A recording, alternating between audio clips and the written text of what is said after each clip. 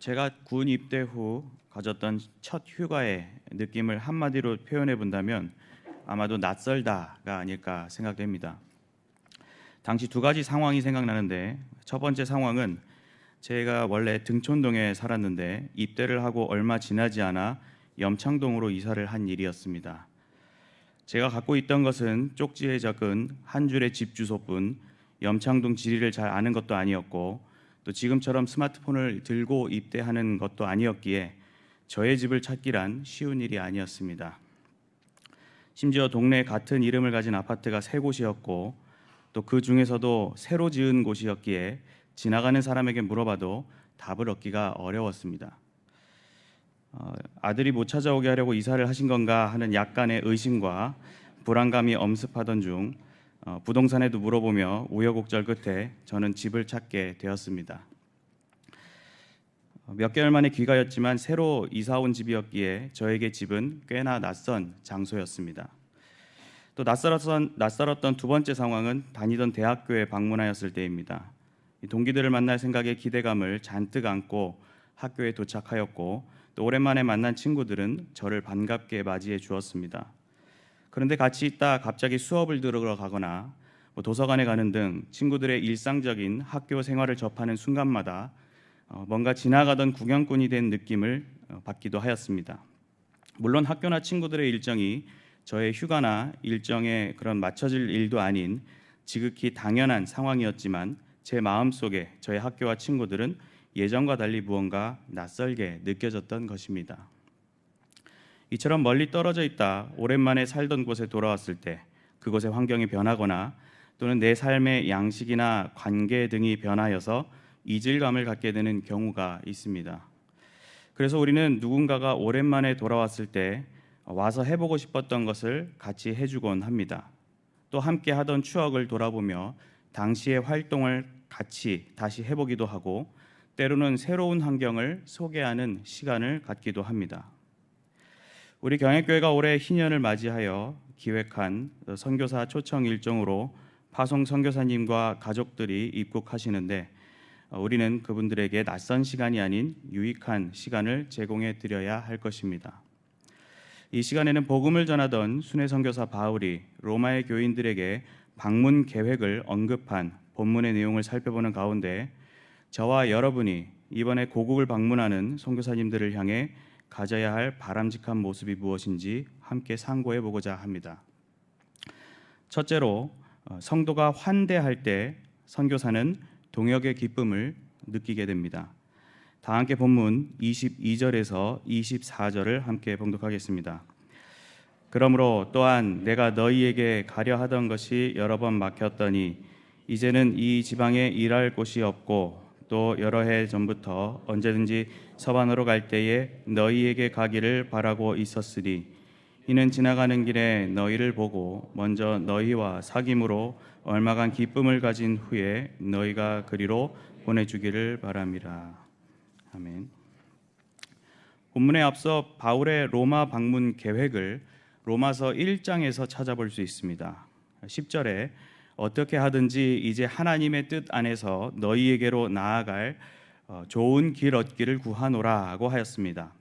그리고 1장 11절 12절에서 방문의 목적을 말하는데, 내가 너희 보기를 간절히 원하는 것은 어떤 신령한 은사를 너희에게 나누어 주어 너희를 견고하게 하려 함이니, 곧 내가 너희 가운데서 너희와 나의 믿음으로 말미암아 피차 안위함을 얻으려 함이라는 것이었습니다. 또 13절에는 형제들아, 내가 여러 번 너희에게 가고자 한 것은 너희가 모르기를 원하지 아니하노니, 이는 너희 중에서도 다른 이방인 중에서와 같이 열매를 맺게 하려 함이로되 지금까지 길이 막혔도다고 하였습니다. 이 사실은 오늘 본문 서두에 내가 너희에게 가기를 가려던 하던 것이 여러 번 막혔더니 라는 내용과 연결됩니다. 바울이 로마에 가는 길이 막혔다고 한 것은 본문에 앞서 드러나는 그의 소명 혹은 사역 형태에서 유추해 볼 수 있습니다. 20절에 내가 그리스도의 이름을 부르는 곳에는 복음을 전하지 않기를 힘썼노니 이는 남의 터 위에 건축하지 아니하려 함이라는 바울의 소명은 그리스도의 이름을 들어본 적이 없는 지역에 복음을 전하는 것이었습니다. 정리해보면 바울은 로마의 성도들과 서로 믿음을 확인하며 큰 위로를 얻기 위해 방문하고 싶었지만 복음이 전해지지 않은 지역에 복음을 전하는 일에 더 집중하였기 때문에 가지 못한 것으로 볼 수 있습니다. 아무튼 바울의 로마 방문 계획이 일시적인 일정임을 23절에서도 볼 수 있는데, 먼저 이 지방에 일할 곳이 없다고 하듯 예루살렘에서 일루리곤에 이르는 동부 지역의 복음 전파 및 교회 설립 등의 사역이 마무리되어 갔고, 또 여러 해 전부터 언제든지 서바나로 갈 때에 너희에게 가기를 바라고 있었다고 하듯 다음 행선지인 서바나, 곧 스페인에 가기 전 들르는 정도로 구상하고 있었습니다. 이는 24절에 언급한 바와 같이 지나가는 길에 보는 개념이었습니다. 이렇게 스쳐 지나가는 잠깐의 만남이긴 하였지만 그것은 결코 가벼운 만남이 아니었습니다. 바울은 로마에 들르면 먼저 너희와 사귐으로 얼마간 기쁨을 가진 후에 서바나로 자신을 보내주기를 바란다고 표현합니다. 여기서 사귐이란 표현은 채우다, 만족시키다는 의미를 지니는데 너희와 사귐을 즐기다라는 뜻으로 이해할 수 있습니다. 이는 단순히 서로의 관계를 확인하거나 전도를 위한 만남 정도가 아니었으며 무슨 후원금을 얻어내기 위한 만남도 아니었습니다. 그 만남은 사귐과 기쁨이 솟아나는 만남으로 한 형제요 지체로서 주님의 몸된 교회를 함께 이루어가는 특별한 만남이었습니다. 동역자로서 또 소명의식을 함께 공유하고 또 서로가 짊어지고 가야 할 사명의 방향을 나누는, 또 서로를 위해 위로와 격려를 아끼지 아니하는 소중한 만남이었습니다. 물론 바울은 잠시의 만남 후에 너희가 그리로 보내주기를 바란다는 다음 단계까지 제시하고 있었지만 로마 교인들과의 영적 교제는 간과할 수 없는 중요한 순서요 요소였습니다. 바울과 로마 성도들의 관계나 상황에 우리가 완전하게 대입할 수 있는 것은 아니겠지만 전도자로서 바울이 잠시나마 방문하는 과정과 그 감정에서 선교사님들을 맞이할 우리들에게 시사하는 부분이 있다고 여겨집니다. 파송 선교사님들은 고국에 한번 들어와 가족과 친구들을 만나보고 또 꿀 같은 휴식의 시간도 가지면 좋았겠지만 각자의 사역지에서 묵묵히 자기 십자가를 지고 남아있는 복음의 사명을 온전히 감당해 오셨습니다.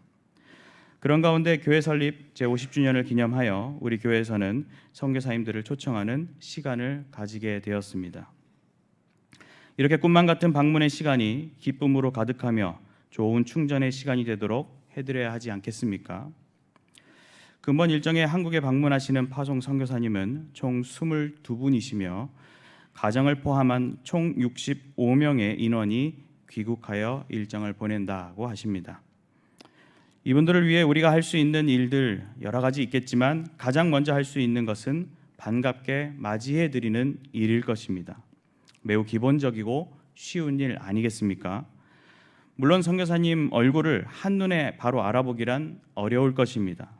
약간 낯설지만 교회에 자연스럽게 계시는 분이 보이면 반갑게 인사를 나누시면 됩니다. 설령 그분이 선교사가 아니더라도 사실 우리가 교회에서 마땅히 가져야 할 모습이기도 하기 때문입니다. 그리고 주변의 성도들과 대화를 하는 등 선교사님이 맞다고 느껴지신다면 더욱 적극적인 인사와 따스한 표정과 말로써 사랑의 격려를 전해주시기 바랍니다. 그때의 여러분의 눈빛은 동정의 눈빛도 낯설의 눈빛도 아니며 함께 복음 운동에 매진하고 있는 팀원으로서의 긴밀한 눈빛이어야 할 것입니다. 이렇게 선교사님들과 좋은 사귐을 가지는 것은 선교사님들의 이어질 사역에 큰 기쁨과 격려가 된다는 사실을 잊지 말아야 합니다. 그렇게 우리가 즐거운 교제를 잘 이루어간다면 보내는 선교사로서 우리가 감당하는 예수 세계화 운동의 영역은 더욱 명확해지고 우리가 이루는 교회 공동체는 더욱 견고한 진을 형성하게 될 것입니다. 이런 잠시의 만남 동안 하나님의 선교는 멈춘 것이 결코 아니며 이 또한 중요한 선교 운동의 순간임을 기억하시기 바랍니다. 소극적이거나 내향적이어서 그렇게 반갑게 맞이하기 어렵다고 말할 문제가 아닙니다. 하나님을 믿는 우리의 형제 자매요, 먼 땅에서 영적 전투를 가지고 방문한 전우들을 위해 우리는 기꺼이 사랑으로 맞이할 수밖에 없습니다. 이번 일정 가운데 진심 어린 환대의 자세로 대함으로 선교사님들의 동역제된 큰 기쁨을 안겨드리는 성도님들이 되시기를 바랍니다. 아멘. 둘째로, 성도가 후원할 때 선교사는 사역의 결실과 복을 누리게 됩니다. 다 함께 본문 25절에서 29절까지 봉독하겠습니다. 그러나 이제는 내가 성도를 섬기는 일로 예루살렘에 가노니 이는 마게도냐와 아가야 사람들이 예루살렘 성도 중 가난한 자들을 위하여 기쁘게 얼마를 연보하였음이라. 저희가 기뻐서 하였거니와 또한 저희는 그들에게 빚진 자니 만일 이방인들이 그들의 영적인 것을 나눠 가졌으면 육적인 것으로 그들을 섬기는 것이 마땅하니라. 그러므로 내가 이 일을 마치고 이 열매를 그들에게 확증한 후에 너에게 들렀다가 서바나로 가리라. 내가 너희에게 나아갈 때에 그리스도의 충만한 복을 가지고 갈 줄을 아노라. 아멘. 로마의 교인들과 잠깐의 만남과 교제를 말한 바울은 읽은 이 본문 앞 24절 후반부에서 너희가 그리로 보내주기를 바란다고 한 바 있습니다. 여기서 보내준다 하는 말은 어떤 사람의 여행을 돕다 하는 뜻으로 쓰이는데, 앞서 살펴본 대로 교제를 통한 사역의 위로와 용기를 얻는 것이 될 수도 있고, 또 여행에 동참할 인원을 모집하는 그런 도움이 될 수도 있을 것이며, 또 물질적 후원을 의미하는 표현으로 보기도 합니다. 물론 바울이 어떤 의미로 그러한 요청을 한 것인지, 또 실제 어떤 도움을 받았는지 구체적으로 확인되지는 않지만 이후의 설명들을 보면 물질적 후원이 필요해 보이기는 합니다. 25절에서 바울은 예루살렘에 갈 것인데 성도를 섬기는 일로 간다고 합니다. 그 섬김의 내용은 구제 헌금을 예루살렘 교회에 전달하는 것이었는데, 그 내용은 마게도냐와 아가야 사람들이 예루살렘 성도 중 가난한 자들을 위하여 기쁘게 얼마를 연보한 것이었습니다. 바울은 마게도냐, 아가야 사람들을 예루살렘의 빚진 자라고 표현하였는데, 이는 물질적인 빚이 아니라 유대인들에게 얻었던 영적인 빚, 곧 구원의 빚을 가리킵니다. 바울은 그러한 영적인 것을 나누어 가졌으면 육적인 것으로 그들을 섬기는 것이 마땅하다고 표현하고 있습니다. 이는 유대인들을 향한 무슨 민족적인 보상이나 예우 차원에서 말하는 것이 아니며, 받은 복이 있는 사람으로서 가지는 마땅한 감사의 자세임을 기억할 필요가 있습니다. 갈라디아서 6장 6절에서 바울이 가르침을 받는 자와 말씀을 가르치는 자와 모든 좋은 것을 함께 하라고 권면한 것과 같이, 가르침을 받는 자는 늘 겸손과 감사와 기쁨의 자세로 기꺼이 베푸는 모습을 보여야 합니다. 아무튼 바울은 이러한 일로 계속 로마에 방문하지 못하는 중이었지만 거의 마무리되었기에 곧 로마로 들른 후 서바나로 갈 것을 말합니다. 그런데 28절에 보면 이 일을 마치고 이 열매를 그들에게 확증한 후에 그러한 일정을 진행한다고 하였는데, 일을 마치는 것과 또 그들에게 확증하는 것을 구분하여 설명하고 있습니다. 즉 바울은 그들에게 구제비를 전달하는 하나의 일로서 역할을 감당한 것만이 아닌 그 헌금에 담긴 영적 의미, 특별히 이방 기독교인과 연대감까지 깨닫게 하는 신학적 확인 절차를 가졌던 것입니다. 이런 모습은 우리 기독교의 선교가, 그리고 그것을 후원하는 과정이 단순히 세상 자선 사업과 명백히 구별되는 부분이라 할 수 있습니다. 이렇게 바울의 로마 방문이 임박했는데 바울은 그 방문에 그리스도의 충만한 복이 함께 할 것임을 설명합니다. 비록 짧은 만남과 사귐의 시간이었지만 바울은 성도들과 복음을 말하고 믿음을 확인하며 그로 인해 누릴 복이 있음을 밝히고 있습니다. 여기서 말하는 복에 관하여 바울이 성도들에게 전달하는 복만이 아닌 바울이 로마 성도들을 통해 얻을 복도 함께 포괄하여 이해하기도 하는데 그것이 적절하다 여겨집니다. 앞서 1장 13절에서 너희와 나의 믿음으로 말미암아 피차 안위함을 얻으려 함이라고 살펴봤던 것처럼 바울과 로마 성도가 모두 함께 그리스도의 충만한 축복 아래 거하게 되는 것입니다. 현 시대를 살아가는 우리나라에 저와 여러분이야말로 진정 복음의 빚진 자들이 아닐까 생각해 봅니다. 과거 복음도 없고 국력마저 없던 이 척박한 한국 땅에 선교사님들의 선교 활동이 없었다면 우리는 여전히 구원의 빛을 받지 못한 채 영적으로 유리하는 삶을 살고 있을지도 모르겠습니다.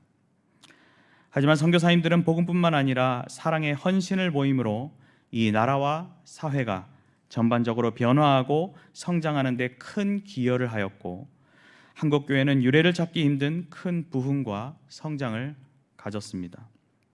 물론 이러한 과정 속에 지나친 성장주의나 그릇되게 형성된 신앙과는 문제가 있겠지만 1세대 신앙의 선배들이 일궈놓은 피땀 어린 믿음의 유산을 이어받은 지금 세대의 우리 성도들은 이미 잘 갖추어져 있는 조직과 환경 속에서 정말 편리한 신앙생활을 영위하고 있습니다.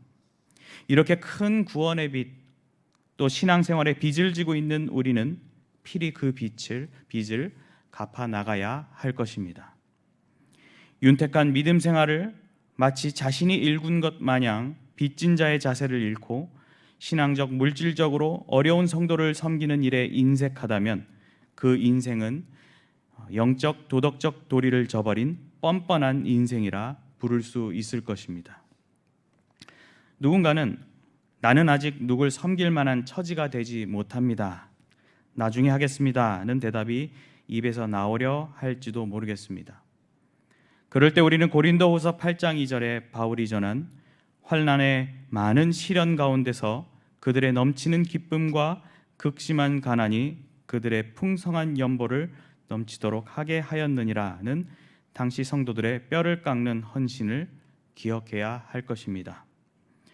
지금까지 우리 교회의 선교 활동이 그렇게 이어왔던 것이고 그렇게 갚은 빚은 현지에서 많은 영혼들이 구원함을 얻는 아름다운 통로가 되고 있습니다. 특별히 현지의 성도들은 선교사님들이 연결해 준 그 통로를 통해 저와 여러분을 우주적 교회의 한 일원으로서 유대감을 느끼게 될 것입니다. 우리는 이 일을 더 조직적으로 또 효율적으로 감당하기 위해 경양 선교회를 세워 후원의 일에 집중하고 있습니다. 지금까지 선교회를 통한 후원 활동에 동참해 오셨다면 이번 선교사님 방문을 통해 그 결실을 체감하면서 후원의 보람을 실감하시기 바랍니다. 또 후원에 동참하지 못하고 계셨다면 참여하는 계기로 삼아 보시기 바랍니다. 이러한 후원은 선교사님들의 사역을 돕고 또 현지의 민족을 제자로 삼아 아버지와 아들과 성령의 이름으로 세례를 베풀고 하나님께서 분부한 모든 것을 가르쳐 지키게 하는 일에 매우 긴밀한 동참을 이뤄낼 것입니다. 특별히 경양의 성도들은 선교사 방문 일정을 위해 이미 지난 교단 선교 주일에 힘에 진한 풍성한 연보를 드린 바 있습니다. 이런 경양인들의 후원과 연보는 고린도후서 9장 7절에서 표현되는 인색함으로나 억지로 하는 것이 아닌 즐거이 내는 아름다운 모습이었다고 여겨집니다. 이제 사역의 선한 열매들을 들고 고국 땅을 밟는 선교사님들과 함께 그리스도의 충만한 복 안에서 서로 누리며 그 열매와 복들을 세어보면 참으로 행복한 시간이 될 것이라 생각됩니다. 근본 일정 가운데 힘을 다하는 후원의 자세를 다시 한번 확립함으로 선교사님들의 사역의 큰 결실과 복을 함께 누리시는 성도님들이 되시길 바랍니다. 셋째로, 성도가 기도할 때 선교사는 사명 감당에 힘을 갖게 됩니다. 다 함께 본문 30절에서 33절을 봉독하겠습니다. 형제들아, 내가 우리 주 예수 그리스도와 성령의 사랑으로 말미암아 너희를 권하노니 너희 기도에 나와 힘을 같이하여 나를 위하여 하나님께 빌어 나로 유대에서 순종하지 아니하는 자들로부터 건짐을 받게 하고 또 예루살렘에 대하여 내가 섬기는 일을 성도들이 받을 만하게 하고 나로 하나님의 뜻을 따라 기쁨으로 너에게 나아가 너희와 함께 편히 쉬게 하라. 평강의 하나님께서 너희 모든 사람과 함께 계실지어다. 아멘. 로마 방문 계획과 상황을 전한 바울은 이제 말을 맺으며 한 가지 요청을 덧붙입니다. 그것은 바로 바울 자신의 사역을 위해 기도를 부탁하는 내용이었습니다. 30절에 보면 형제들아 라고 부르는데 이 로마의 성도들을 복음의 대상자가 아닌 동역자로 여기는 바울의 심정을 재확인할 수 있습니다. 먼저 바울은 우리 주 예수 그리스도와 성령의 사랑으로 말미암아 너희를 권하노니 라고 하며 이 요청의 성격을 드러냅니다. 우리가 보는 성경에서는 이 문장을 자칫 예수 그리스도의 사랑과 성령의 사랑으로 이해할 수도 있는데 원 문장에서 사랑은 성령에만 해당되는 것으로 이 두 가지를 수식하는 것은 말미암아로 이해하시면 되겠습니다. 먼저 우리 주 예수 그리스도로 말미암아는 예수 그리스도의 이름으로 권한다는 말로 이런 요청의 권위를 보여줍니다. 다음으로 성령의 사랑으로 말미암아는 성령이 우리에게 또 서로 사랑하는 마음을 주신 것을 가리키며 이러한 요청의 근거를 보여줍니다. 마치 구걸하듯 굽실거리며 부탁하는 것도 아니요 해달라고 막무가내로 떼를 쓰는 것도 아니며 높은 권위와 마땅한 사랑의 근거 아래 힘있게 권면하는 모습이라 이해할 수 있습니다. 이어서 바울은 기도의 방식을 말하는데 너희 기도에 나와 힘을 같이하여 나를 위하여 하나님께 빌으라고 합니다. 우선 이 문장에는 로마 성도들의 기도하는 삶이 전제되어 있습니다. 그리고 힘을 같이 한다는 것은 원어상 성경에서 본문에서만 등장하며 이 경주 용어에 뿌리를 둔 표현으로 함께 힘쓰고 애쓰는 성격을 강하게 내포하고 있습니다. 바울은 그렇게 자신의 사역을 위한 기도를 강하게 요청하는데 나와 함께 그리고 나를 위하여 기도하라는 강조가 돋보입니다. 나와 함께 한다는 것은 바울도 간절히 기도하는 모습이 전제되고 있으며 나를 위하여라고 한 것은 이러한 목적을 분명하게 설정하는 효과를 가져옵니다. 이렇게 바울은 단순히 기도 부탁한다는 한마디 부탁 정도가 아니라 마치 전투나 씨름을 하듯 열렬한 기도를 해줄 것을 진지한 자세로 간청하고 있는 것입니다. 이렇게 기도의 당부를 전한 바울은 그러한 기도의 내용을 소개합니다. 크게 세 가지로 나눠볼 수 있는데 먼저 유대에서 순종하지 아니하는 자들로부터 건짐을 받는 것입니다. 유대에서 순종하지 아니하는 자들은 곧 불신 유대인들로 그들은 바울이 유대교를 버리고 갔다 여기며 깊은 적대감을 가지고 있던 자들이었습니다. 그런 시선들 속 자신의 사역과 또 생명에 지장이 없도록 신변의 보호를 위한 기도를 요청한 것입니다. 다음으로는 예루살렘에 대하여 섬기는 일을 성도들이 받을 만하게 하는 것입니다. 생명의 위험마저 느껴지는 어려운 상황 속에서도 바울은 예루살렘에 구제 헌금을 전달하는 사명을 완수하겠다는 마음이 강력했습니다. 유대인과 이방인이 하나됨의 큰 모본이 되어 로마서의 교리에 실천적인 꽃을 피우기 소망했던 바울에게 이것은 중대한 사명이었기에 기도를 요청한 것입니다. 또 마지막으로 하나님의 뜻을 따라 기쁨으로 너희에게 나아가 너희와 함께 편히 쉬게 하라는 내용입니다. 이는 앞선 두 가지 기도 제목들의 응답을 확인하는 과정이 될 것이며 또 바울의 오래전부터 소망했던 그 방문이 성취되어 신령한 은혜와 기쁨의 교제 그리고 참된 쉼을 누리게 될 것이며 또 궁극적으로는 서바나를 향한 선교의 기회가 이어질 것이었기에 로마 방문은 마지막으로 꼭 해야 할 기도 제목이었습니다. 이렇게 바울은 기도할 것이 무엇인지 구체적으로 말해줄 수 있을 만큼 기도의 진심이었고 그렇게 기도하던 사람이었습니다. 그는 특별히 기도를 요청하는 로마 성도들을 향해 평강의 하나님께서 너희 모든 사람과 함께 계실지어다 아멘이라 짤막한 기도로 마무리하는데 자신도 기도하고 있는 사람임을 나타내는 동시에 유일한 해결자이신 평강의 하나님께 기도하는 것만이 답임을 느끼게 하는 결론적 기도의 표현이라 할 수 있습니다. 우리가 후원을 한다고 할 때 후원의 큰 두 축은 물질적 후원과 기도라고 여겨집니다.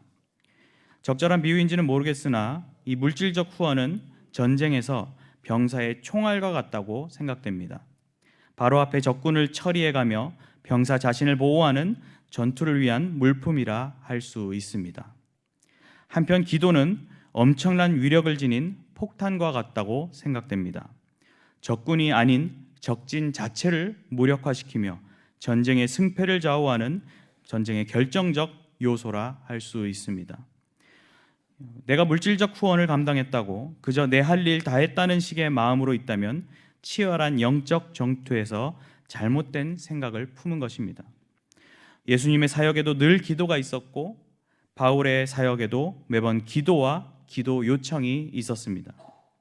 기도는 옵션이 아닌 필수인 것입니다. 이를 위해 우리는 기도 생활 자체를 잘해야 할 것이며 바울이 요청한 기도의 내용과 같이 선교지 사역의 성취를 위해 구체적으로 기도를 해야 할 것입니다.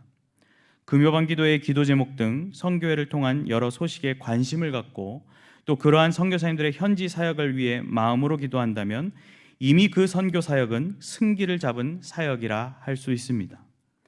이처럼 우리 기도는 선교사님들의 사역에 큰 능력이 될 것이며 선교지의 놀라운 역사가 될 것입니다. 지금껏 기도에 동역을 해주셨기에 이번 선교사님들의 방문은 더욱 큰 평안을 함께 누릴 수 있는 좋은 시간이 될 것입니다.